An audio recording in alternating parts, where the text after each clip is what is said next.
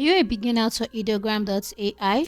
With this tutorial, guys, I'm going to show you how to make use of this AI tool called ideogram.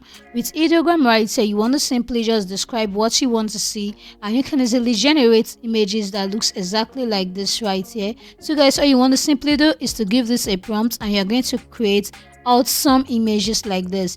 So right here, guys, you can also, not only images can you can also create amazing images that looks like this, right here. So guys, you want to simply try this out right here.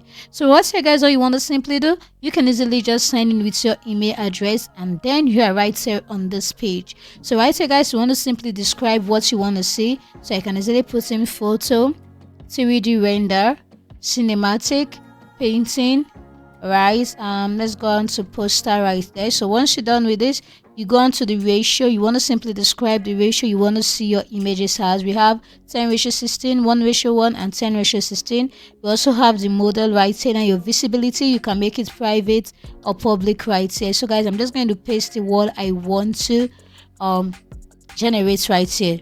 So guys, I'm just going to paste that right here and simply tap on generate, and this is going to generate them right here. As you can see, it's just going to generate 4 images right here for me looking differently. So I simply just need to wait for some few seconds for this to be done, for me to be able to generate right there. So guys, as you can see, it is done. I've been able to generate these amazing images right here in 4 different ways right there. So I can easily tap on this, I can pin this, mimics this, and simply just copy the prompt right there, or I can easily just like this right here.